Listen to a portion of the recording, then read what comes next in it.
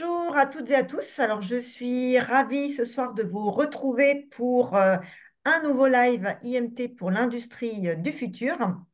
Je me présente, je suis Martine Assard, je suis responsable de l'Observatoire des métiers et des compétences à la direction générale de l'Institut Mines Télécom et avec quelques élèves donc issus de l'ensemble de nos campus, eh bien, nous pilotons donc cette action qui permet donc de mieux connaître l'industrie, ses secteurs, ses métiers et surtout ses grands enjeux pour finalement donner quelques éléments d'information à tous nos élèves ingénieurs pour mieux, en tout cas, les renseigner sur ce qu'ils peuvent trouver dans l'ensemble de ces secteurs passionnants et qui sont surtout en pleine transformation.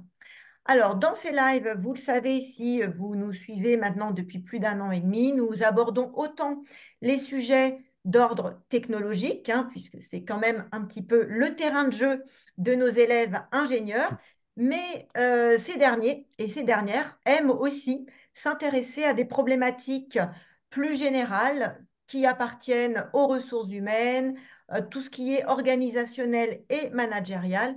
Et justement, ce soir, ça tombe bien, puisqu'avec nos deux étudiantes, on va s'intéresser à un sujet de société, puisqu'il s'agit de l'évolution du temps de travail, qui, particulièrement dans le secteur industriel, eh bien, témoigne de cette transition hein, qu'on voit se dessiner depuis en plus la crise Covid, la crise énergétique. On a vu effectivement apparaître des transformations qui s'opèrent soit au niveau des horaires, qui peuvent être plus flexibles, plus adaptés. On a vu également l'introduction et l'accroissement de la part du télétravail dans les organisations, le tout pour concilier une meilleure qualité de vie professionnelle comme personnelle. Mais voilà, ce n'est pas restrictif, hein. On voit que voilà, ça bouge beaucoup sur ce terrain des modalités de travail. Et donc, avec nos deux invités, eh bien, on va voir comment ces paramètres donc d'évolution de la manière de travailler jouent aussi quelque part sur la productivité et sur la performance des entreprises. Alors, ce soir, donc, avec moi, déjà pour co-animer ce live, alors j'ai la chance d'avoir deux étudiantes. Hein. Alors, pour qui dit que l'industrie ne s'inscrit pas au féminin, eh bien, nous montrons le contraire, voilà, ce soir. Et c'est vrai que dans notre groupe, Fleur et Audrey pourront en témoigner. Nous avons quand même, nous ne sommes pas encore à la parité, mais c'est pas loin. Et en tout cas, nous avons quand même beaucoup d'étudiantes de l'IMT qui sont bien présentes et engagées sur cette action. Alors, je vais les laisser tout de suite se présenter et puis orchestrer un petit peu la parole entre nos deux invités.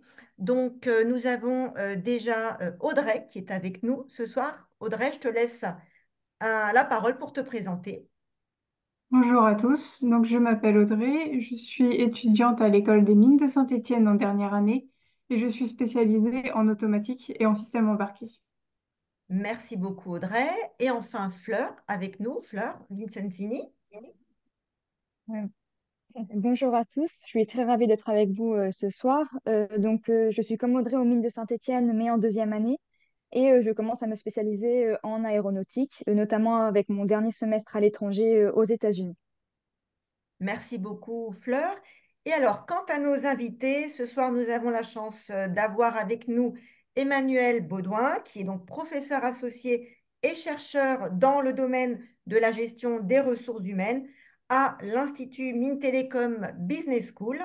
Et enfin, également avec nous, Yves Laccueil, qui est donc directeur général du groupe des industries métallurgiques de la région parisienne, le GIM, que nous remercions en plus particulièrement, puisqu'avec Yves, eh bien, on aura la chance d'avoir, rien qu'avec lui, eh bien, une vision globale, systémique sur un panel large d'entreprises hein, qui va de la petite entreprise au grand groupe, puisque Yves gère donc la pluralité des adhérents du gym.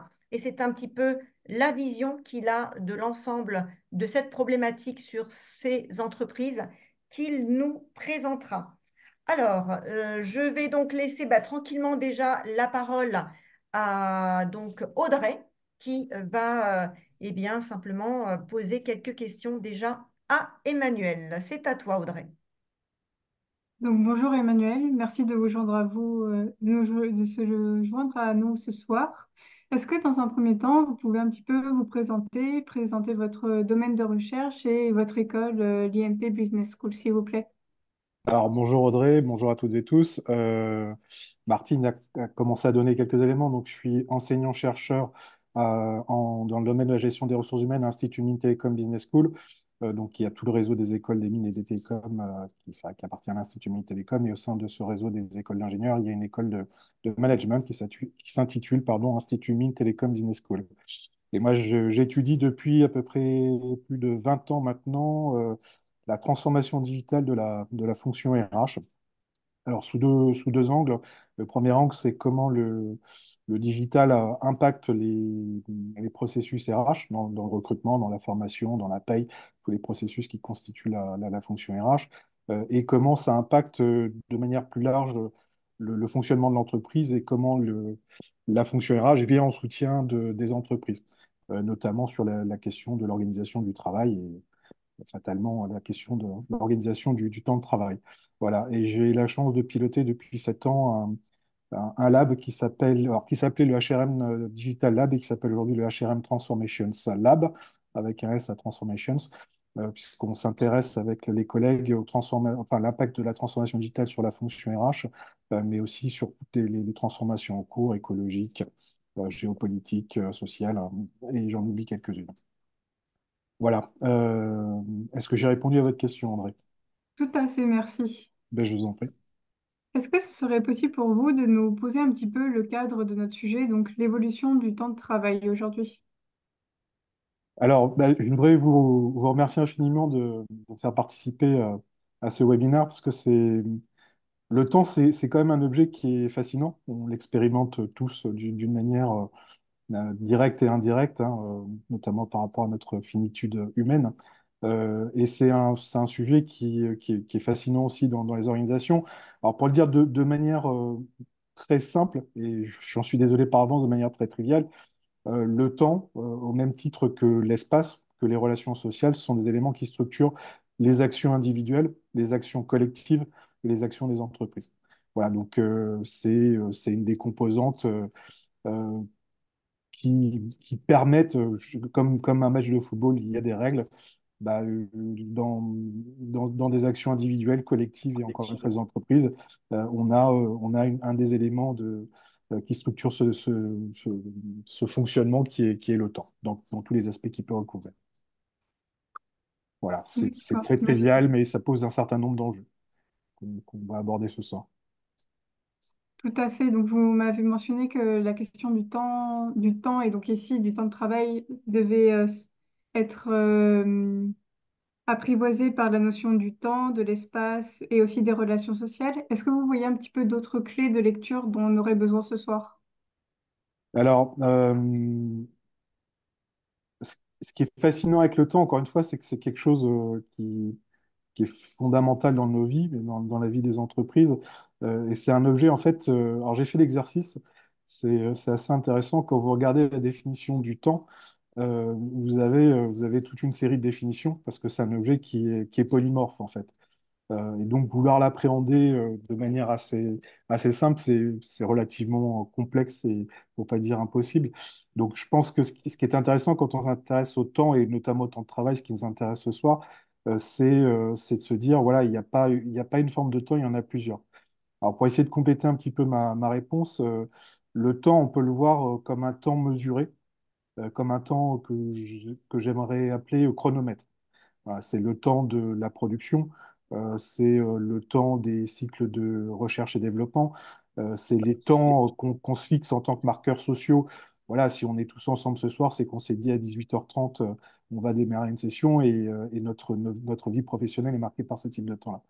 Donc la première forme de ce temps de travail, c'est le temps chronomètre. La deuxième forme, qu'on oublie parfois, mais qu'on vit au quotidien de manière individuelle, c'est le temps biologique, qui prend un paquet de formes. Alors, sans rentrer dans tous les détails, juste pour donner quelques petits points de repère, et puis j'imagine qu'on aura l'occasion d'en reparler, il y a ce qu'on appelle les chronotypes. On n'est pas tous performants au même moment de la journée. Alors, vraisemblablement, dans les personnes qui assistent à cette présentation, il y a des gens qui sont du matin, il y a des gens qui sont du soir, il y a des gens qui sont au début de l'après-midi. Voilà, on n'a pas tous les mêmes temps de performance dans la journée. Quand on rentre sous ce biais du temps biologique, il y a le temps de vieillissement. Voilà, on n'est pas performant de la même façon quand on a 50 ans ou quand on a 20 ans. Il y a des formes de performance qui sont différentes. Il y a le temps qu'on a peut-être expérimenté les uns les autres aujourd'hui, qui a un impact, mine de rien, on n'y pense pas tous les jours, mais le temps qu'il fait dehors, on l'expérimente dans nos relations sociales, hein. Généralement, quand il fait beau, les collègues sont généralement de meilleure humeur, et ça a des impacts démontrés sur la performance au travail également. Voilà. Et puis, il y a un temps biologique qui me paraît important, parce qu'on est en train de le prendre en compte, notamment d'un point de vue RH, et c'est une bonne nouvelle, même si le chemin reste long, c'est les temps biologiques différents entre les femmes et les hommes. Je pense notamment au temps des carrières des femmes avec le temps de la maternité. Donc le temps biologique comme deuxième forme du temps polymorphe, temps de travail polymorphe. Le troisième, c'est le temps en tant qu'objet de négociation. Alors, je sais enfin, j'ai vu rapidement que avait été DRH, donc je pense qu'il pourra donner beaucoup de détails croustillants sur les négociations. Le temps comme objet de négociation sociale, c'est un temps enfin, c'est un temps qui se négocie d'un point de vue sociétal, global. C'est l'évolution du temps de travail. Alors, j'ai plus le chiffre exact en tête, mais j'ai lu récemment un livre sur la première et la deuxième révolution industrielle, absolument passionnant. Je crois qu'à l'époque, les temps de travail, ils étaient de 16 heures, je crois. Oui. C'était la norme. Voilà. Bon, aujourd'hui, on est globalement passé, alors ça dépend des accords, ça dépend des branches, ça dépend des entreprises, mais aujourd'hui, on est quand même passé sur des temps de travail en France, en tout cas, aux alentours de 7 heures. Et puis, il y a un temps aussi qui est passionnant, je trouve, et l'ancien DRH qu'est Yves, je pense, pourra nous donner aussi des éléments conciliants, c'est le temps de négociation locale. Alors, ce que j'appelle le temps de négociation locale, c'est le planning de travail. Euh, il y a beaucoup d'arrangements qui peuvent se faire. Est-ce que tu vas être alors, dans l'industrie, on fonctionne souvent en 3-8. Quand est-ce que tu vas être de nuit? Quand est-ce que tu vas être de jour? C'est des petits temps qui peuvent exister de retard parce que vous avez eu un problème avec, je ne sais pas, la garde de vos enfants ou autre. Il y a des petits arrangements comme ça locaux qui sont importants. Donc le temps, voilà, la troisième forme du temps pour moi importante, c'est ce temps en termes d'objet de négociation sociale. Et puis la quatrième forme qui me paraît intéressante, c'est euh, euh, le temps social. Alors le temps social au sens de la société, le temps de travail, il est marqué par un certain nombre de temps sociaux et de rites sociaux. On peut prendre un exemple simple, hein, c'est le 1er mai par exemple. Voilà, c'est la fête du travail, c'est un temps qui va être chômé. Et quand on prend dans différentes, pour ceux qui ont eu la chance de voyager, il y a des jours fériés qui ne sont pas les mêmes en fonction des pays, et ce sont des temps sociaux qui sont répercutés sur le temps de travail. Et dans ces temps sociaux-là aussi, il y a un élément qui me paraît fondamental aujourd'hui, et je pense qu'on aura aussi l'occasion d'en reparler, qui sont l'évolution de la demande de la société par rapport au temps de travail. Et aujourd'hui, c'est devenu, alors pour l'industrie bien évidemment, mais finalement pour toutes les entreprises, c'est devenu un argument marketing pour pouvoir attirer un certain nombre de talents et offrir une forme de flexibilité du travail. Moi, je suis convaincu, et les chiffres qu'on a au niveau du HRM Transformation Lab montrent qu'on a une évolution de la société qui n'est pas nouvelle, hein, qui date de l'après-guerre, sur une évolution du temps de loisir, justement. où on accorde de plus en plus de temps à la consommation des loisirs, au fait d'avoir une flexibilité par rapport à ce temps-là. Et c'est un enjeu qui est fort finalement pour les entreprises parce qu'il faut qu'elles restent attractives, donc qu'elles puissent se démarquer par rapport à la concurrence pour attirer les talents dont elles ont besoin. Et puis, il y a des impératifs, je pense au secteur de l'industrie tout particulièrement, où bah, il y a des temps incompressibles de production, de recherche et développement et de vente, quoi. Donc, il y a des articulations qui sont passionnantes, qui sont en train d'être mises en place aujourd'hui. Voilà. Donc, pour synthétiser, quatre temps. Le temps, enfin, dans cet objet polymorphe, il y a le temps métronome, le temps objet de négociation sociale, le temps biologique et le temps social. Les temps sociaux, je devrais plutôt dire. Merci beaucoup, Emmanuel. C'était vraiment très enrichissant. Est-ce que vous pensez que, voilà, maintenant, à notre époque, il y a de plus en plus de technologies, l'intégration des technologies est un vrai enjeu dans l'industrie. Les industries essayent, voilà, d'automatiser les chaînes de production, de récupérer un maximum de données, etc. Est-ce que vous pensez que toute cette intégration de technologies affecterait un petit peu l'organisation du temps de travail et les outils de travail aujourd'hui? Alors, c'est aussi une question qui est fascinante et passionnante, parce qu'on en est, à mon avis, qu'au début des transformations, mais il y en a déjà un certain nombre qui sont implantés. En fait, Einstein a démontré que le temps était relatif à l'espace. Et pour le peu que je connais, hein, sans être un scientifique chevronné, vous êtes mieux calé que moi sur ces questions-là. Je pense que la technologie rend le temps relatif aussi. Alors, bon, par rapport à deux aspects, par rapport à l'espace, parce qu'aujourd'hui, on a la possibilité pour un certain nombre de fonctions, pas toutes, mais de pouvoir télétravailler. Et puis avec l'Internet des objets, alors là, je pense à ma voisine qui est directrice de production dans une sucrerie. Bon, elle a eu une journée où sa fille a été malade, elle n'a pas pu trouver de moyens de garde. Et finalement, elle a pu télétravailler tout en suivant les indicateurs de production dans l'usine. Parce que l'usine est équipée d'un certain nombre d'outils, de capteurs qui lui permettent voilà, de suivre minute par minute les évolutions. Et ça, c'est quelque chose qui, je trouve, dans l'image de l'industrie est peu connu aujourd'hui. L'industrie souffre encore, je trouve, quand j'ai l'occasion d'en parler, d'une image de l'industrie du 18e ou du 19e siècle. Et pourtant, l'industrie a fait des bonds qui sont passionnants par cet Internet d'objets. Et puis par la cobotique aussi, qui en est qu'à ses débuts. Alors, la cobotique, c'est pas forcément quelque chose qui est hyper connu non plus. C'est tous les bras articulés qu'on a dans l'industrie qui permettent de faire un certain nombre d'actions, qui permettent de déplacer des objets lourds, qui permettent de faire de la soudure, qui permettent d'implanter des puces. Enfin voilà, il y a toute une série de choses qui sont possibles. Et aujourd'hui, avec l'intelligence artificielle, on a la possibilité de contrôler à distance un certain nombre de choses. Et je pense, sans être un spécialiste de la question non plus là-dessus, qu'on en est qu'au début. Donc voilà, finalement, on peut s'affranchir de l'espace sur un certain nombre d'éléments et de pouvoir poursuivre son travail à distance. Et puis les technologies, enfin le numérique au sens large, les technologies de l'information et de la communication, on instaure une relativité par rapport au tissu social, de deux manières assez enfin, étonnantes. Étonnantes en sens où je trouve ça passionnant. La première, c'est que finalement, on peut rester en contact avec, quand on est dans une entreprise, avec un certain nombre de fournisseurs euh, à distance, voire rencontrer des fournisseurs à distance grâce au numérique. Et le temps, on peut importer le temps social, notre temps social personnel au sein de l'entreprise. Alors, c'est connu de longue date, je sais pas quelle est la position d'Yves par rapport à ça, mais c'est connu de longue date qu'on laisse pas sa vie familiale à la porte de l'entreprise, hein. Quand il y a un souci dans la famille, généralement, ça nous suit. Et avec les outils de communication, alors, aujourd'hui, depuis globalement 30 ans maintenant, on a possibilité de rester en contact avec sa tribu.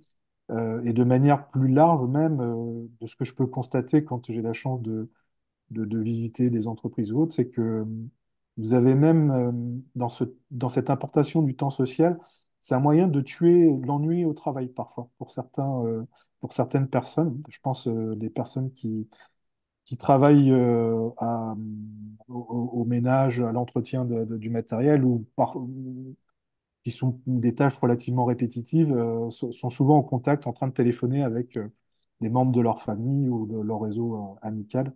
Voilà. Donc il y a une relativité qui s'est installée, qui pose un certain nombre de questions, j'imagine qu'on y reviendra aussi, sur le brouillage entre la vie personnelle et la vie professionnelle. Merci Emmanuel. Je vous en prie. Ce que vous évoquiez m'a un peu fait penser au Covid. On a tous expérimenté le télétravail. Et j'ai vu un petit peu dans mon entourage que ça pouvait créer des problèmes, notamment ça peut créer des inégalités, ça peut aussi affecter l'aspect bien-être. Et donc ça vient à ma prochaine question. Comment pensez-vous que dans cet environnement évolutif, on peut appréhender les aspects bien-être et notamment pour améliorer la productivité en entreprise? Alors, personnellement, j'ai pas de recette miracle. C'est une question qui est extrêmement complexe. Je me garderais bien de donner des recettes toutes faites. C'est fondamentalement une question d'articulation entre les impératifs, notamment dans l'industrie de production, et de l'appareil industriel, une négociation avec les talents qu'on va rechercher. Euh, voilà, donc il y a une série d'enjeux qui sont posés. Alors, le premier enjeu, c'est permettre, alors, si je prends, si je me transforme en Taylor pour quelques minutes, c'est de tirer le meilleur des femmes et des hommes au travail au quotidien. Donc, une question de performance par rapport au rythme biologique que j'évoquais tout à l'heure. Ensuite, il y a un deuxième enjeu en termes de productivité qui va être d'attirer les bons talents. Donc, il y a un enjeu marketing de répondre à ce que demandent les talents. Et c'est pas une question cette question-là, on l'étudie aussi depuis un bout de temps avec les collègues du HRM Transformation Lab.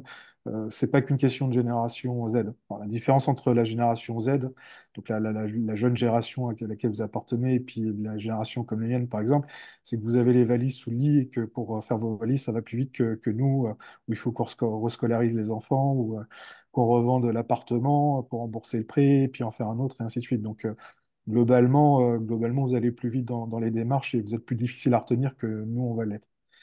Voilà. Le troisième enjeu, il est d'assurer une santé des collaborateurs. Alors, vous l'avez dit, Audrey, très, très justement, tout le monde n'a pas accès au télétravail. Il y a une inégalité fondamentale qui se pose notamment dans le secteur de l'industrie, mais pas que, mais le secteur de l'industrie n'y échappe pas. Euh, en tout cas, pour les personnes qui peuvent télétravailler, il y a ce brouillage entre la vie personnelle et la vie professionnelle qui est extrêmement complexe et qui peut être extrêmement dangereux. Voilà. Euh, pour les personnes qui assistent à cette conférence-là, faites le test de savoir si vous réussissez réellement aujourd'hui à couper votre téléphone et à pas le consulter tôt le matin ou dans la nuit quand vous avez une insomnie. Bah, la consommation des écrans, la consommation des messages professionnels ou autres, ça a des répercussions sur la santé psychologique. D'un point de vue psychologique, on a besoin de couper à un moment donné. Mais on n'est pas des machines, c'est très, très, enfin, c'est démontré au niveau du fonctionnement psychologique et cognitif de l'individu. Est-ce que ça répond à votre question, André? Oui, et ça me fait écho à une autre question, ça m'amène à une autre question. On parle beaucoup d'enjeux RSE et de QVCT en entreprise. Est-ce que vous pensez que ces enjeux-là peuvent être un moyen d'aborder et un petit peu de cadrer ces aspects bien-être et ces questions-là? Ah oui, totalement. Oui, oui, totalement. Totalement, parce que les entreprises ont un certain nombre d'obligations légales.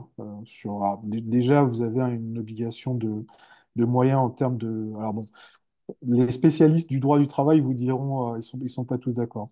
Pour certains, c'est une obligation de résultat, pour d'autres, c'est une obligation de moyens. Enfin, en tout cas, l'employeur doit assurer la sécurité de ses collaborateurs. Donc c'est un enjeu fort, hein, au même titre que vous devez verser le salaire de vos collaborateurs de manière mensuelle, parce que c'est la pratique la plus courante, vous avez cet enjeu-là qui est posé. Et puis, c'est une demande de la société globale, plus globalement. C'est-à-dire qu'aujourd'hui, on fait attention à ces questions-là, voire même vous avez une amplification par les médias. Alors, quand je dis amplification, c'est pas négatif, hein. C'est-à-dire que simplement, on médiatise plus facilement les problèmes qui peuvent se poser qu'on ne le faisait avant.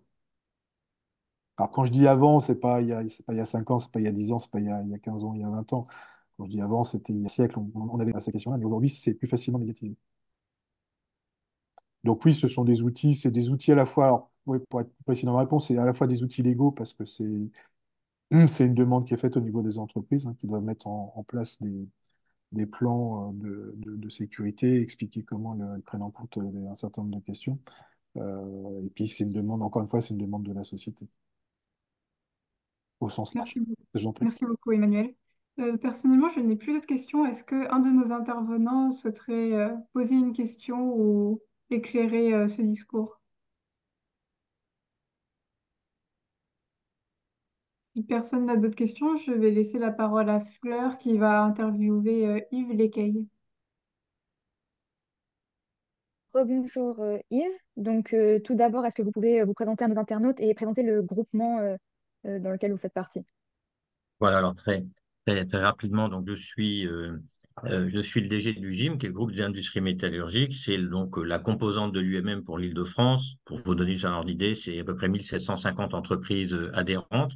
Et alors la métallurgie, ce n'est pas la sidérurgie. Dès que vous faites une pièce industrielle et qu'il y a un bout de métal dedans, c'est la métallurgie. C'est-à-dire que euh, vous allez avoir, tiens, Legrand, vous allez avoir Schneider Electric, puis bien sûr, nos plus gros adhérents sont des Thales, les constructeurs automobiles, les constructeurs d'avions, d'aéronautique, de sous-marins, etc. Donc, et puis, 60% des entreprises que nous accompagnons sont des entreprises de moins de 50 salariés. J'en profite pour le dire, on n'a pas toujours cette vision, mais en Ile-de-France, vous avez donc un nombre important de PMI qui emploient beaucoup plus d'ingénieurs que par le passé, parce qu'elles sont sur des métiers de niche. Sinon, elles seraient déjà mortes en Ile-de-France pour des raisons assez évidentes liées à des problèmes de compétitivité. Donc, souvent, elles innovent dans leurs produits, leur savoir-faire. Elles les exportent souvent beaucoup. Ça me fait d'ailleurs une petite transition par rapport. J'ai beaucoup apprécié ce qu'a dit Emmanuel. Il y a un petit truc qui m'a fait tiquer, j'y reviendrai après, mais globalement, je suis très aligné avec ce que vous avez dit. Mais heureusement qu'on n'est pas toujours d'accord sur tout, ça serait pas drôle. C'est que par exemple, je fais une transition, je suis désolé, je vous couperai peut-être la parole par rapport à une question que vous vouliez me poser, mais ça me donne une réaction par rapport à ça. Ah oui, alors ce que je voulais dire pour finir de me présenter, je suis ingénieur de formation. J'ai été pendant 15 ans avec des responsabilités d'ingénieur. Un jour, on m'a proposé de devenir DRH. Je dis, mais qu'est-ce que j'ai fait pour qu'on me propose ça? J'ai dit oui parce que pour une raison d'ailleurs peut-être liée à mon caractère un peu rebelle, j'ai adoré ce métier que j'ai fait pendant 18 ans. Je fais une sorte de prolongation de ceci en étant au gym où j'accompagne les entreprises dans le domaine social et de la promotion des métiers, de l'apprentissage et de la formation. Voilà. Donc c'est un peu pour ça que je suis là, mais il y a quand même un petit fil conducteur sur pas mal de sujets et dans lequel le sujet du temps de travail se retrouve assez largement. Je voulais quand même réagir par rapport à ce qui a été dit et des questions qui ont été posées. Je pense qu'en France, on a abordé le télétravail globalement par le biais du Covid. Et la Covid, c'était l'occasion de ne pas faire du télétravail, mais du travail forcé à domicile, ce qui n'est pas tout à fait la même chose pour plein de raisons liées aux contraintes, liées aux sujets, aux alternatives, à l'implication. N'oublions pas l'inquiétude qu'on avait tous sur ces sujets-là. Et donc, on ne retrouve pas les composantes du télétravail tel qu'on le voit aujourd'hui. D'où d'ailleurs cette transition compliquée aujourd'hui. Voilà, je voulais dire un peu en incidente. Et là où j'étais un peu moins d'accord, comme ça je l'aurais dit tout de suite, Emmanuel, m'en veuillez pas, c'est quand vous avez parlé d'inégalité sur le télétravail, je pense que le télétravail, c'est une composante, ça a des avantages, ça a des inconvénients. L'inconvénient qu'il peut y avoir et qui peut être perçu comme une inégalité, c'est qu'il y a certaines professions qui ne peuvent pas être télétravaillées. Donc je vais être d'accord avec vous, mais est-ce que c'est une chance? C'est pas forcément certain, donc c'est pour ça que il faut que ça puisse être un choix. Et c'est là où on a un sujet. Voilà, c'était pour corriger mon honest disagreement avec vous. J'ai toujours un peu de mal avec ce sujet de l'inégalité en tant que telle. C'est une opportunité qui est vécue aussi comme une contrainte par certains. Voilà, je me suis présenté un peu longuement, mais j'en ai profité pour planter un peu le sujet. Allez-y, Fleur, que vous voulez? De quoi dois-je vous parler? Et d'ailleurs, si je peux me Merci permettre, alors, beaucoup. Oui. je suis désolé de vous interrompre, Non, non, au contraire. pour aller dans votre sens, Yves, euh, et on dit beaucoup que la génération Z est demandeuse de télétravail. Nous, on ne le retrouve pas dans les chiffres, hein. Ah ben voilà, on est d'accord. On ne le retrouve pas, On est hein. d'accord. Parce qu'en fait, il y a une question de, pour justement les jeunes générations. Alors, en fait, le télétravail, c'est notre analyse aujourd'hui, hein. Je ne dis pas qu'elle est juste, mais en tout cas, c'est ce qu'on voit apparaître. C'est qu'en fait, il y a une demande d'avoir l'opportunité de Voilà. ce qui n'est pas tout à fait la même chose que de télétravailler de manière pure et dure, parce qu'effectivement, je vous rejoins grandement, déjà la génération Z n'est pas plus porteuse que les autres. Alors, bon, mesdames, je ne sais pas si vous confirmerez, mais généralement, quand on est en début de carrière, on aime bien développer son réseau social au sein de l'entreprise, et ça, c'est important, et ça ne se fait pas à distance. Et puis, effectivement, en fait, il y a même des différences. Quelqu'un qui vit de manière célibataire chez lui, rester tout seul toute la journée pendant 3 jours, c'est pas forcément la même chose que quelqu'un qui a une vie de famille. Et encore même quand on a une vie de famille, on est peut-être content d'avoir un espace qui permet de séparer très, très justement les deux. Donc, je pense qu'aujourd'hui, ce qu'on voit apparaître, c'est l'envie d'avoir la possibilité de. Voilà, ce qui est encore une fois pas tout à fait la même chose que de se Je dire suis je veux d'accord avec absolument vous. travailler. Je suis d'accord avec vous, Emmanuel. Et je vais l'illustrer avec un sujet, une anecdote à laquelle je pensais avant cette intervention. Il y a pas mal d'années, je suis désolé, ça ne rajeunit pas, mais certains d'entre vous n'étaient peut-être pas nés, mais quand on a commencé à parler des 35 heures et de la réduction du temps de travail, il y avait les accords Robien offensifs. Et donc, il y avait des entreprises qui, moyennement des allègements de charges, décidaient, par exemple, de travailler 4 jours par semaine. Je travaillais à l'époque dans le groupe Bouygues. Eh bien, nous avions recruté un conducteur de travaux extrêmement motivé, engagé, enfin, quelqu'un vraiment de très bien, on adore, et qui était chez une entreprise qui avait mis en place ça. Il a dit, moi, je démarre dans ma carrière et j'ai pas envie de bosser 4 jours par semaine, j'ai envie de bosser 5 jours par semaine parce que j'ai envie de faire une carrière. Je suis pas sûr qu'on le retrouverait tout le temps de cette façon-là ou exprimé comme cela, mais en tout cas, c'était 98, 99. Voilà. C'était donc ce fait, le télétravail comme un nirvana, je ne suis pas tout à fait d'accord.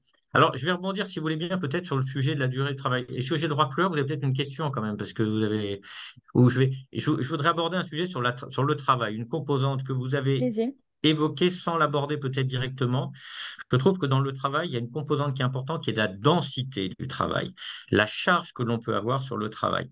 Je pense qu'il y a des moments où on a justement envie de travailler de façon dense, il y a des moments où ça sera moins le cas, il y a des moments où le travail justifie de le faire, d'autres moments, il y a des moments où il faut, excusez-moi de le dire, mais il faut savoir perdre son temps à échanger avec d'autres personnes, d'ailleurs sur place, pour être d'ailleurs souvent plus efficace. Et puis il y a des moments où il y a des gros coups de collier, des réponses à des consultations, des appels d'offres, un projet à livrer, puis on va peut-être travailler beaucoup, peut-être un peu trop, mais il faut qu'il y ait des respirations et il faut quelque part qu'il y ait une adhésion à la façon de faire. Donc ça veut dire qu'il faut qu'il y ait des souplesses et des respirations. J'en profite pour dire que les 35 heures, quand on en parle, je suis désolé, je vais faire un peu un réquisitoire contre ça. Les 35 heures pour les non-cadres, ça n'a pas été une très bonne nouvelle parce qu'on a densifié le temps de travail, on a sorti du temps de travail, de la durée du travail, des temps de pause, des journées de l'employeur à tel moment, etc. Et on a donné de la modération salariale aux autres parties parce que les entreprises avaient peur d'être en très grave difficulté en termes de compétitivité. Mais finalement, comme l'avait dit un jour un délégué syndical, il nous a dit les 35 heures, c'est nous qui nous les sommes payés. Et j'avais du mal à aller contre ça, quelque part. Et la contrepartie de forfait jour dans lequel les amplitudes sont importantes en termes de RTT, ça se discute aussi. Donc, ce sujet de la densité du travail est, à mon avis, une composante extrêmement importante. Moi, je voudrais insister avec ça. Et le sujet qui va être important par rapport à des attentes que vous avez qui sont légitimes, c'est la maîtrise que l'on peut avoir et la souplesse que l'on peut avoir dans le temps de travail que l'on a. Et tout le sujet, c'est-à-dire comment ça se concilie avec une vie professionnelle. Je pense que je ne vous ai pas choqué vis-à-vis de ça. Et alors, quand vous avez évoqué le sujet du temps, le temps de travail en entreprise, sa particularité, c'est qu'il y a des moments où ce temps doit être en commun. Je prends un exemple très bête. Naval Group, qui est un de nos adhérents, il y a quelques années, a eu besoin de renégocier son accord sur le temps de travail parce que pour les essais en mer, comme il y avait des horaires un peu flexibles, si on attend que le dernier arrive pour partir en mer et que le premier dit ben, moi j'ai des gamins à récupérer à la sortie des classes, l'essai en mer, il risque de faire que 5 ou 6 heures, ce qui peut être un peu embêtant pour certains types d'essais. Donc, ça veut dire qu'il faut trouver à un moment des rythmes de vie, des rythmes de travail avec des possibilités et ses souplesses. Je l'illustre peut-être autrement. Je vois des entreprises qui disent le télétravail, je le rends assez souple, mais je ne le mets pas à jour fixe parce qu'on peut avoir plein de contraintes, plein de sujets. Donc, ça veut dire que c'est un échange régulier avec un manager. Ça peut être à jour fixe pendant un certain temps. Puis, à un moment, on dit, ben non, là, vendredi prochain, il faut que tu sois présent, puis le vendredi d'après aussi. Et puis en revanche, on peut s'organiser autrement, être un peu souple. Au gym où je suis, nous raisonnons sur un quota annuel de jours de télétravail. Et les gens s'organisent avec leur manager. Et puis de temps en temps, ils ont des écrits, des sujets. Peuvent partir une semaine ou 3 jours en vacances, 2 jours en télétravail. On ne les verra pas. Ils auront produit un certain travail en étant coordonnés au moins. Voilà. Donc c'est ce sujet de la souplesse et de la densité, pour moi, c'est un des éléments clés. Voilà. Tout à fait. Et je pense qu'on peut s'accorder sur ce point avec Audrey, sur le fait qu'en tant que jeune étudiante et jeune travailleuse bientôt, on n'est pas à la recherche du télétravail à 100%, mais de la possibilité de pouvoir le faire justement en fonction de ces différentes phases de travail et des différents besoins. Alors, Euh, oui. non, dites-moi. Allez-y, vous aviez peut-être une question. Moi, ce que vous dites me fait rebondir sur une chose aussi qui est très importante et qui est peut-être quelque chose que d'ailleurs Emmanuel a intégré à un moment, mais sur lequel je voudrais insister, c'est qu'aujourd'hui, à la fois dans les métiers de service, mais également dans les métiers de production, il y a de plus en plus de déconnexion entre le temps de travail et le temps de la production. Aujourd'hui, vous avez, par exemple, des machines qui peuvent être chargées mécaniquement par des bras outilleurs, des cobots, c'est-à-dire des robots collaboratifs à côté desquels on peut être. La grosse différence entre le cobot et le robot. Le robot, il est derrière des grilles parce qu'il peut blesser quelqu'un. Le cobot, il est friendly avec ses voisins. Il s'arrête si vous êtes trop près de lui. Eh bien, vous avez des cobots qui peuvent charger des machines, qui sont alimentés par d'ailleurs des systèmes de magasins, etc. Donc, ils peuvent travailler très durablement. Vous avez également les appareils d'outillage, par exemple, si on est sur des sujets très classiques, une machine 5 axes, vous avez des appareils qui maintenant sont capables de mesurer les dérives de l'offset de la mesure et de corriger automatiquement ces dérives, ce qui fait qu'on peut avoir une production en continu sans intervention humaine, sans recalage d'outils. Et donc, vous avez de temps en temps des gens qui lancent des productions et qui vont se poursuivre une bonne partie de la nuit avec une surveillance très faible. Et vous avez aujourd'hui d'ailleurs des gens qui dépannent des machines à distance, vous l'avez dit Emmanuel, des gens qui interviennent en termes de production, qui suivent la production. Et puis vous avez aussi, le Covid nous a aidés aussi pour ça, des gens qui ont exporté des machines tombent en panne, ben, qui ont dit, moi j'ai vu une PMI de 30 salariés qui a dit, ben, renvoyez-moi toutes vos données de fonctionnement en continu. Donc c'est vraiment, et par un traitement de type big data, j'identifie les endroits où il y a des dysfonctionnements, des échauffements de ceci, un dysfonctionnement, etc. Et je fais le diagnostic à distance, je vous envoie les pièces avec des petites notices qui sont finalement en réalité augmentée et qui peuvent fonctionner avec un iPad à distance. Et quand vous avez envoyé un produit au Venezuela, un produit au Venezuela pour relancer une machine, ben, c'est assez efficace. Et tout ceci se fait dans le cadre du temps de travail. Donc le temps de travail, le temps de production sont de plus en plus déconnectés, mais c'est vrai dans les services. Regardez, vous appelez un opérateur télécom, vous êtes dans 95% des cas assez bien dépanné sans intervention humaine et avec des gens vous ont identifié, qui ont identifié qu'il y avait un problème sur votre secteur et qui disent vous recevrez un SMS quand ça ira mieux. Donc, je ne sais pas si Emmanuel est d'accord avec ça, mais je pense qu'il ne faut pas se focaliser trop sur la durée de production et le choix de telle ou telle chose. Ça, pour moi, c'est du deuxième ordre. Je vois que Tout Emmanuel à fait. opine. Emmanuel, Oui, vous voulez réagir? oui, je vous rejoins totalement. Ça fait partie des éléments de la relativité que j'évoquais tout à l'heure.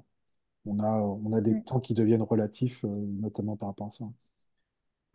Alors, je voudrais peut-être qu'on s'attache un peu sur le sujet du télétravail, parce qu'on en a parlé, mais on n'a peut-être pas été au bout de ce que je pouvais vous en dire. Je vais vous dire, moi, ce que je constate, par exemple, en Île-de-France.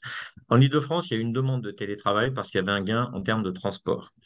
Ce gain en termes de transport, il est largement contrebalancé, notamment chez les plus jeunes, par le fait que quand ils sont chez eux, ben, ils ont des conditions de travail qui ne sont pas forcément exceptionnelles. Parce que quand ils sont dans des logements petits, etc., avec un écran, de temps en temps, je vois pendant le confinement, ils récupéraient un deuxième écran pour travailler en double écran, ben, c'est quand même, enfin, faut avoir, si vous êtes dans un petit studio à deux, c'est pas très facile, hein. Donc ça a été quand même, c'est un sujet.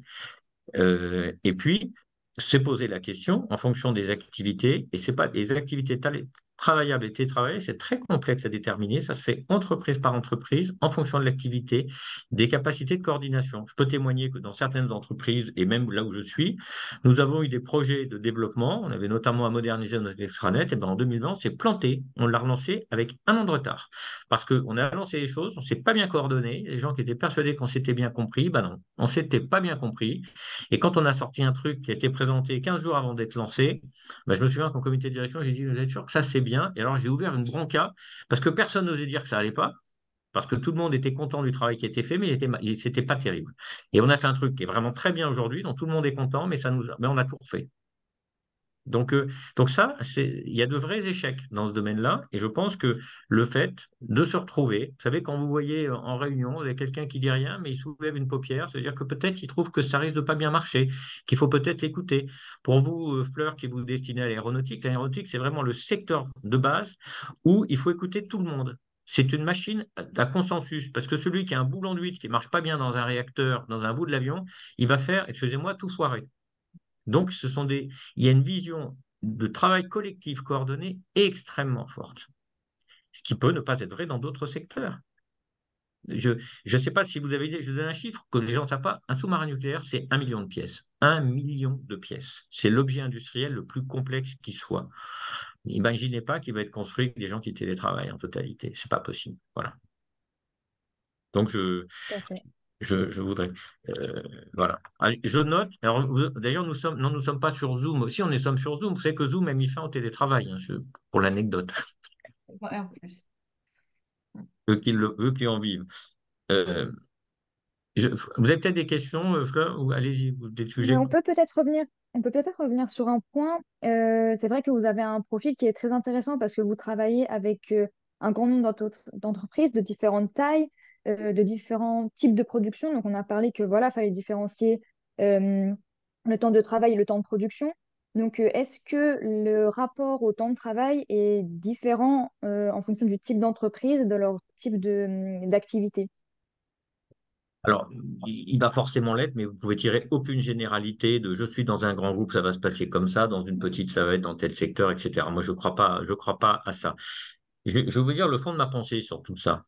Je pense que ce qui est important dans une entreprise, que l'on va attendre de vous, des jeunes ingénieurs, c'est pas leur engagement, c'est pas la durée, enfin, c'est pas la durée de travail, c'est leur engagement, c'est-à-dire leur capacité à dire, je me mobilise sur un sujet parce que c'est important à un moment donné, je peux avoir des respirations à d'autres moments, et je ne doute pas que la personne souhaite que le travail et les missions qu'on lui a confiées vont être bien faites.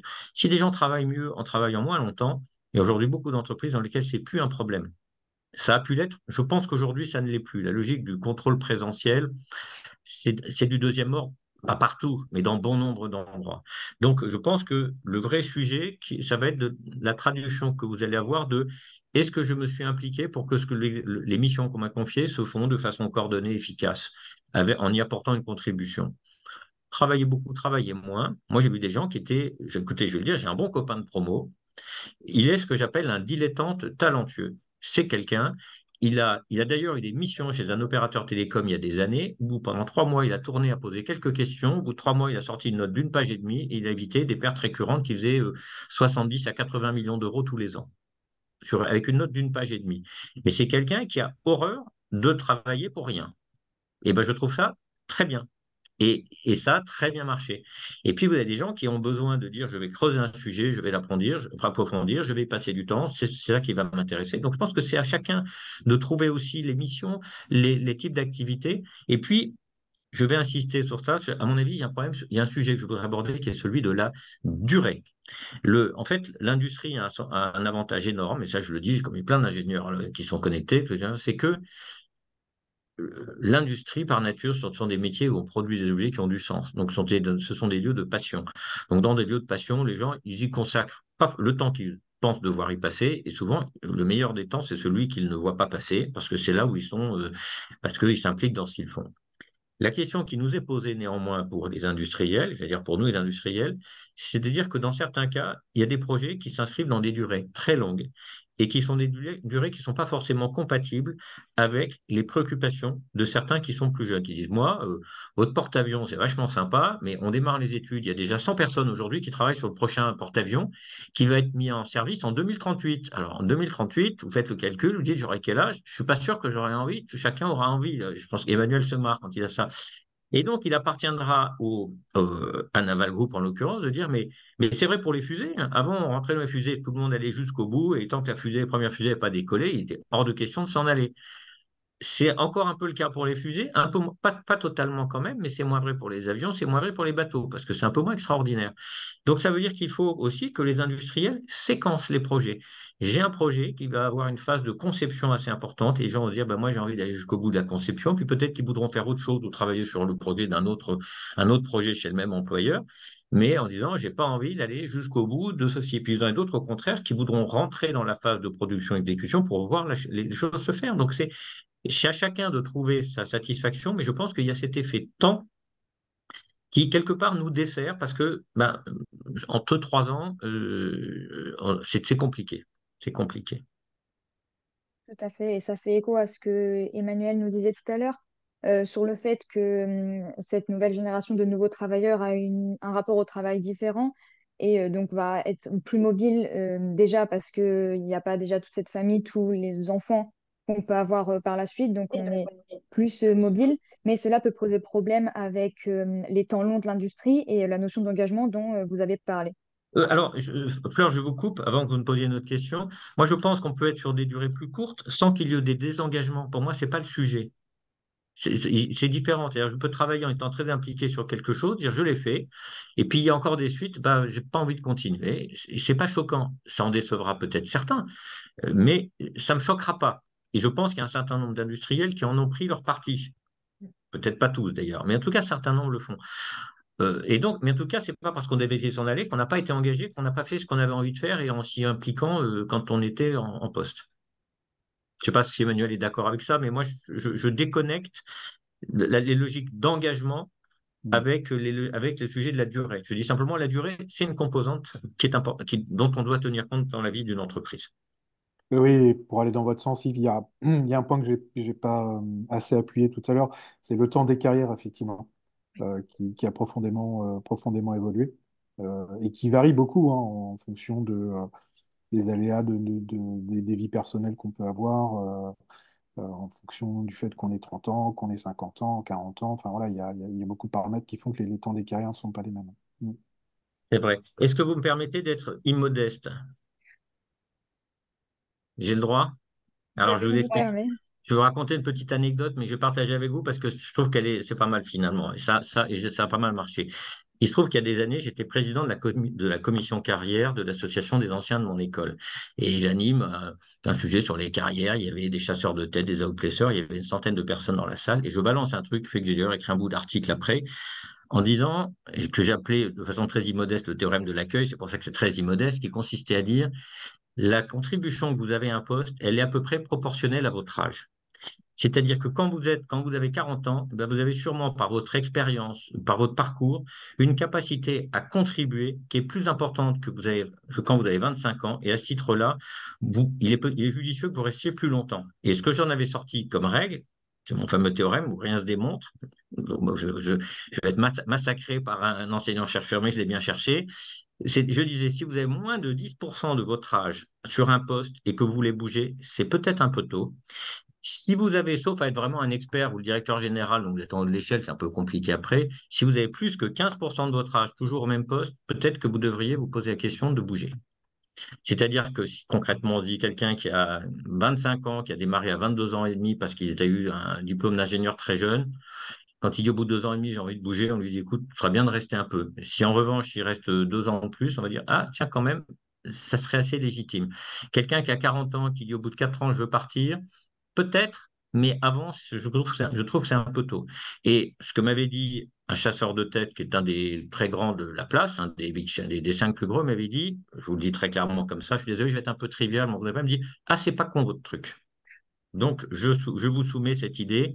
La règle des 10 et des 15%. J'espère que je choque personne, mais je trouve que ça donne quand même quelques repères.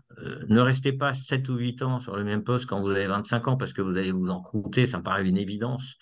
Et puis, mais cherchez pas à avoir le gigoton et à bouger tous les 2 3 ans, surtout quand vous avancez un peu en âge. Voilà. Est-ce que l'enseignant-chercheur veut me massacrer ou est-ce que ça le fait marrer?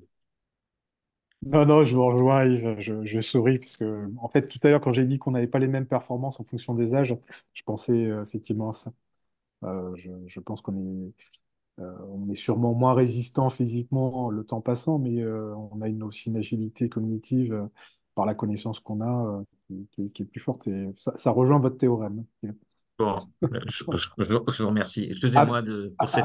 Après, je mettrais juste un bémol, mais c'est pas par rapport au secteur de l'industrie. Je pense que c'est plus globalement sur les entreprises, ça dépend des systèmes de production au sens très très large, Bien sûr, non, mais dans bien sûr. l'industrie qui existe. Parce qu'effectivement, il y a des postes où, bon, en 2 ans, quel que soit l'âge, on a fait le tour. Et puis, il y a effectivement il y a d'autres postes sur lesquels 2 ans, c'est illusoire de penser qu'on ait pu en faire le tour, quoi. C'est pas complètement faux, mais si vous me permettrez, c'est pas pour défendre Mordicus, c'est que des postes dont on a fait le tour au bout de 2 ans, il faut se poser la question de savoir s'il faut les prendre. Ah oui, ah bah alors ça, je vous rejoins totalement. Ah Oui, ben oui, voilà, totalement, oui. Ah oui, oui. Alors, c'est pas moi qui vous dirais l'inverse. d'accord, voilà. Donc voilà. Ouais, ouais. Fleur, je vous ai Je coupé vous votre remercie. question, vous en aviez d'autres peut-être? Bah, écoutez, on a fait le tour de tous les points qu'on voulait aborder. Je pense, Martine. Tu veux ajouter quelque chose, Martine? Alors, j'ai trouvé que vous étiez bien Oui. complémentaires, donc ça, c'était Oui. parfait. Et en plus, Yves, avec votre casquette d'ancien DRH, vous avez effectivement pu aussi un petit peu jongler sur certaines thématiques d'Emmanuel qui sont plus effectivement parfois orientées RH. Donc là-dessus, effectivement, c'était plutôt assez intéressant. Et le fait après de pouvoir matcher ça avec l'aspect expérientiel que vous voyez, je pense, au quotidien dans les organisations de vos entreprises adhérentes, ça c'est aussi un plus. Et d'ailleurs, ça me faisait penser, avec votre casquette DRH, que comment est-ce que vous voyez effectivement ces évolutions qui sont en train de se dessiner et avec derrière l'aspect normatif, hein, puisqu'on sait que le droit du travail, quelque part, est obligé aussi de se mettre au diapason des évolutions sociétales qu'on voit vraiment dans ces évolutions des modalités de travail.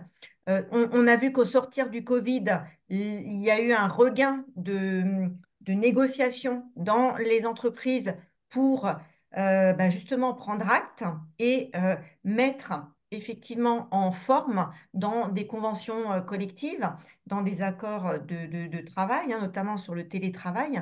Est-ce que vous voyez, vous, des évolutions particulières dans les entreprises adhérentes qui sont au Oui. sein du gym sur ces questions? Hein, Emmanuel en a parlé, des négociations pour entériner ou pour acter des pratiques nouvelles sur le temps de Voilà. travail. Alors, très clairement, on voit ça. Ce que je ne vous ai pas dit dans le test, c'est qu'au gym, il y a 52 juristes qui accompagnent les entreprises, et notamment sur les sujets de la durée du travail, etc., qui est forcément un sujet assez récurrent. D'abord, il faut savoir que depuis 2008, les entreprises ont beaucoup d'autonomie pour la façon d'organiser leur temps de travail. On n'a pas attendu les ordonnances de 2017, c'était déjà en magasin. La crise Covid a sûrement bousculé les pratiques, a poussé à des expériences. Il y a eu en plus des sujets de difficultés de recrutement en sortie de Covid qui ont fait que bon, il y a eu énormément d'innovations. Je télétravaille beaucoup parce que c'est un argument pour attirer. Puis finalement, aujourd'hui, on s'aperçoit quand même qu'il y a un retour en arrière, mais qu'il y a quand même un fond qui reste. Mais il y a ce fond surtout de souplesse qui reste, mais qui s'adapte aussi au contexte de l'entreprise. Donc ça, oui. Vous avez eu des expériences qui sont faites de travail sur 4 jours, où je vois aussi plutôt un retour en arrière. En tout cas, les quelques expériences ne sont pas jugées aussi exceptionnelles. Mais là, je reviens sur un sujet qui est la densité du travail que j'ai évoqué tout à l'heure. Quand des tâches ont été assez densifiées, quand vous êtes dans une usine et que vous surveillez, par exemple, plusieurs machines, c'est la machine qui fait, mais vous surveillez les machines, vous avez une charge mentale qui est assez significative. Donc, sur une durée qui s'étend un peu parce qu'on reste 8 heures, 9 heures sur une seule journée de travail, eh bien, c'est finalement assez dense et pas sûr que l'homme soit fait pour ça. Donc, moi, je pense que ces sujets-là, il y a aussi une vraie prise de conscience. Et moi, c'est une conviction, c'est que travailler beaucoup, souvent, ça finit par faire des conneries. Donc, globalement, les entreprises intègrent bien et ont intégré certaines depuis longtemps que ce sujet de la durée du travail, il avait sa limite. Et que, en revanche, il y avait peut-être que travailler, c'était quand même pas un sujet indécent, et qu'en France, on avait peut-être tellement dévalorisé cet objet que finalement, moins on travaille, mieux on se porte, et ça, forcément, les industriels ont un peu de mal à adhérer à ça. Mais c'est vrai que se pose la question de la bonne efficacité du travail, va être sûrement être l'élément qui est recherché, avec l'idée de dire il y a des rythmes différents à trouver, y compris à différents âges. Je vais prendre un exemple. Vous avez une négociation qui est en train de démarrer sur le travail des seniors. Je fais partie de ceux, à quelques-uns, qui défendent l'idée que vers la fin de la carrière, il pourrait y avoir ce que j'appelle un temps partiel annualisé avec une modulation forte dans lequel, par exemple, on dira à quelqu'un, vous travaillez 6 mois dans l'année sur les 12 mois, mais vous allez avoir 3 mois à temps plein parce que dans notre activité, on sait que, par exemple, je sais pas, octobre, novembre, décembre, on a vraiment besoin de vous, donc vous allez bosser. On vous fichera la paix, on vous garantit que vous serez en vacances, je sais pas, juin, juillet, août. Et puis le reste du temps, moyennant une logique de prévenance, etc., ben, on vous travaillerez, on vous préviendra 1 mois ou 2 mois à l'avance, et puis vous viendrez travailler la moitié du temps, puis dans des conditions de rémunération qui globalement seront ajustées. Donc je pense qu'il y a beaucoup de choses qui sont encore à inventer, et des gens qui ont envie d'innover, et avec un cadre en termes de droit du travail qui est encore très rigide dans certains cas, parce que comme il se veut protecteur, à être trop protecteur, en fait, il crée des effets pervers qui ne sont pas protecteurs. Je vais prendre juste un exemple, je suis désolé, je rentre dans des détails pratiques. Vous savez que il existe ce qu'on appelle la pré-retraite progressive. C'est-à-dire quelqu'un qui peut partir à la retraite peut dire je pars à la retraite, mais je vais travailler 3 jours par semaine. Eh bien, ça fait il y a 8 ans ou 9 ans, nous avions dit il y a un problème parce qu'en France, les cadres en forfait jour n'ont pas le droit à la pré-retraite progressive. Il aura fallu 6 ans de discussion avec le gouvernement pour que ce sujet saute. Il y avait même des entreprises au sein de la branche qui disaient j'ai un cadre qui voudrait être en pré-retraite progressive, mais il ne peut pas parce qu'il est en forfait jour. On transformait son forfait jour pour le mettre en forfait horaire, ce qui est quand même la dernière des hypocrisies, excusez-moi de le dire, à sa demande, pour qu'il puisse bénéficier du dispositif. Donc ce système, c'est un système qui fabrique du Kafka. Et quand je reviens à un sujet qu'a évoqué Emmanuel tout à l'heure à propos des obligations de prévention. Effectivement, il y a eu des évolutions de la jurisprudence parce que on n'est pas dans une obligation de moyens, vous avez raison, mais on n'est plus dans une obligation de résultat, on est dans ce que le législateur et la jurisprudence appellent une obligation de moyens renforcée. Ça veut dire vous devez démontrer que vous avez mis, vous, employeur, tous les moyens à disposition pour, etc., etc. Mais vous n'êtes pas forcé, vous n'êtes plus tenu à une obligation de résultat parce qu'il peut y avoir des situations et des circonstances dans lesquelles on ne pourra pas vous imputer la responsabilité d'une situation. Et c'est là où il faut trouver à chaque fois les bons équilibres, ce mélange de souplesse, d'intelligence des situations, et puis de recherche, je dirais, du bon sens, et puis aussi du respect de chacun. Parce que derrière, au fond du sujet, le temps de travail, il est bien calé quand les gens considèrent qu'il est un rythme qui leur va, qui correspond à un rythme qui leur va dans le moment où ils sont, dans le projet où ils sont, et qui prend en compte leur dimension personnelle dans tout ce qu'elle peut avoir, que ce soit la maternité pour des femmes, des moments où des gens ont un petit coup de blues, il peut y avoir des coups de déprime, des gens ont moindre capacité d'engagement, et au contraire, il y a des moments où les gens ont envie de bosser plus et ils aimeraient pouvoir bosser plus. Voilà, donc la souplesse, c'est vraiment le sujet qui est au menu et qui consiste à dire il faut arriver à trouver quelque chose qui reste équitable, mais pas égal et uniforme. C'est mon grand sujet et l'égalitarisme au sens de l'uniformisation de tous les sujets. Il faut arriver à sortir du one size fits all des anglo-saxons.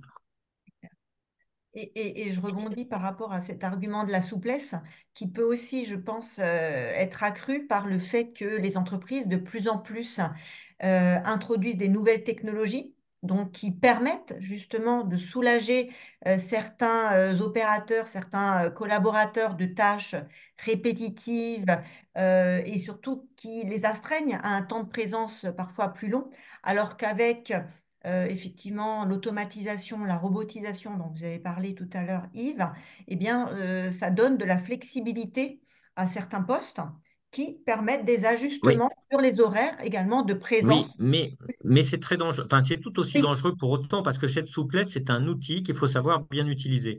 Vous savez, il y a 5 ans, on parlait beaucoup du droit à la déconnexion, etc., etc., et on disait il faut que la vie privée soit protégée de la vie professionnelle. Et je me souviens d'un DRH, d'un de mes adhérents, une grande entreprise, qui dit j'aimerais bien que de temps en temps, la vie privée de chacun rentre un peu moins dans la vie professionnelle parce que quand j'appelle quelqu'un qui est en télétravail qui dit bah, je suis désolé. J'étais pas là parce que je suis allé sortir mon chien ou j'étais pas là parce que j'ai pris un rendez-vous alors de médecin. Alors on peut prendre des rendez-vous de médecin en milieu de journée. Quelquefois on a des contraintes, mais quand on n'en parle pas parce qu'on se dit bon bah après tout je suis en télétravail, je suis pas obligé d'en faire part. Ça casse un peu une logique de confiance et je reviens sur le sujet de l'engagement. Donc en fait il faut arriver à trouver les bons équilibres sur ces sujets et ça c'est la qualité du management au quotidien. Moi si j'ai un conseil à donner aux jeunes ingénieurs qui sont là, choisissez le patron avec lequel vous allez travailler. C'est le plus important. C'est le plus important. Assurez-vous il aura comme souci que vous réussissiez et que bah, il aura envie que vous réussissiez parce que lui, il consolide les réussites, hein, il est un peu pragmatique. Si vous réussissez et si vos collègues le font, bah, lui, ce qu'il va faire sera une réussite. Et ça, il faut que ça apparaisse clairement dans le projet de l'entreprise, dans sa façon d'être, sa façon de se comporter. Et vous en Et, avez plein qui sont comme ça, hein. Moi, je peux vous donner des noms, hein, et vous dans voyez, l'industrie. ouais, et vous voyez justement une tendance dans vos entreprises adhérentes à mettre plus l'accent sur les valeurs liées à la RSE, hein, responsabilité sociétale des entreprises, pour donner un message aussi fort finalement à leurs collaborateurs en poste et ceux qui sont amenés à les rejoindre, que l'entreprise, quelque part, va pouvoir garantir un petit peu cet équilibre entre la vie privée et la vie professionnelle, et dans la vie professionnelle justement Oui. respecter aussi justement ces différents temps dont parlait Emmanuel. Ça veut dire aussi pour les managers prendre en charge quand même une partie du bien-être finalement de leurs collaborateurs. Ça, c'est un peu nouveau aussi quand même, on va dire. L'entreprise n'est pas toujours un monde de bisounours aussi. Ne me faites pas dire Et ce c'est que pour ça. j'aurais Voilà. dit, non plus. Mais ce qui est vrai, moi je trouve il y a deux tendances de fond que je trouve, c'est qu'on est en train de sortir d'une logique de greenwashing pour aller vers quelque chose de plus pertinent. Nous, par exemple, nous faisons de la promotion, notamment auprès des PMI, des démarches et des labellisations RSE. Pourquoi? Parce qu'on inocule l'idée, excusez-moi de le dire comme ça, que quand on réfléchit en amont à sa responsabilité sociale, on a une capacité à gérer, y compris les à-coups de ses effectifs, etc., qui est complètement différente et qui maintient la confiance dans une entreprise. Ça, c'est un sujet clé et les entreprises industrielles, elles l'ont bien compris globalement. Vous avez beaucoup moins de PSE aujourd'hui qu'il n'y en avait il y a quelques années parce qu'on le paye très cher en termes d'image et une énorme connerie parce que pour ceux qui restent, vous cassez la confiance.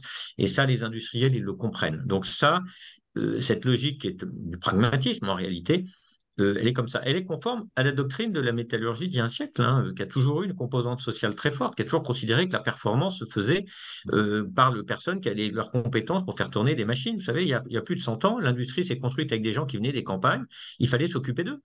Et donc, c'était du pragmatisme aussi. Il y a quelquefois des gens qui l'ont fait parce qu'il y avait une doctrine chrétienne.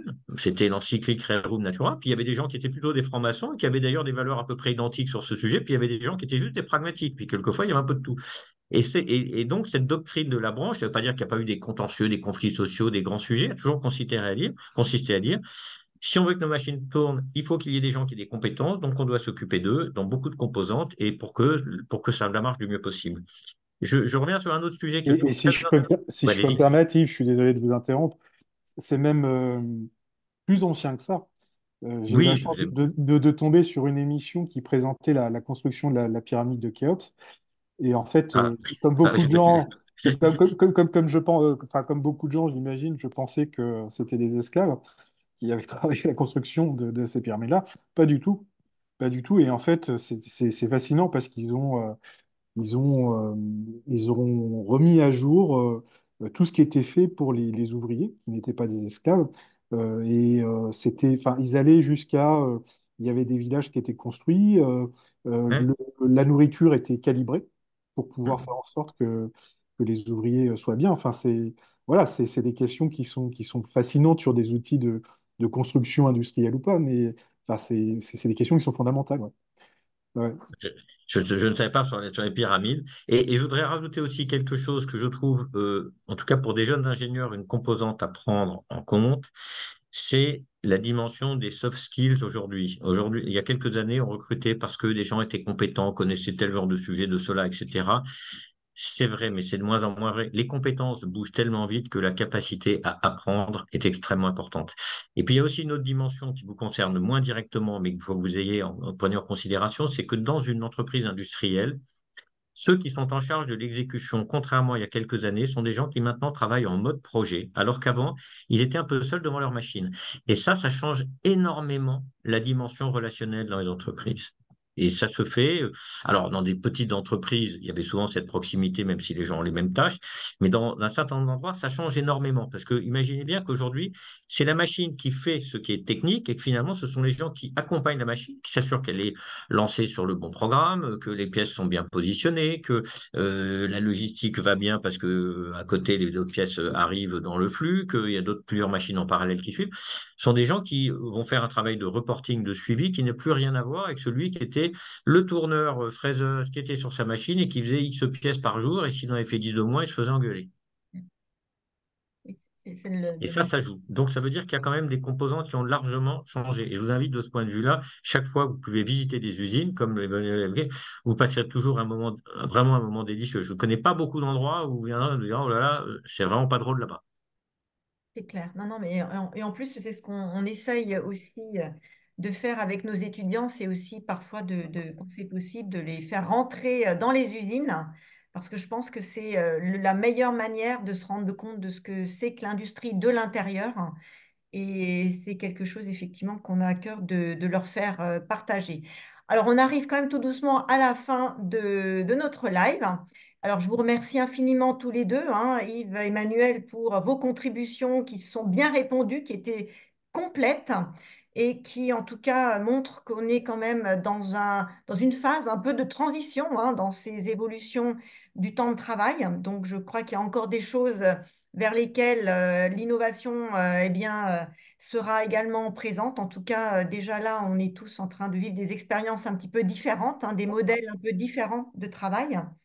Donc, un grand merci à vous. Et avant de conclure un petit peu ce live, je voulais également juste vous dire que le mois prochain, eh bien, nous allions aborder un sujet technique pour le coup, puisque nous nous intéresserons le 22 février prochain à la question de comment le jumeau numérique transforme la conception, la production, la maintenance des produits. Donc, gros sujet aussi, en pleine aussi croissance, hein, que cet outil technologique. Donc, n'hésitez pas en tout cas à nous rejoindre aussi le mois prochain avec d'autres étudiants pour partager ce sujet.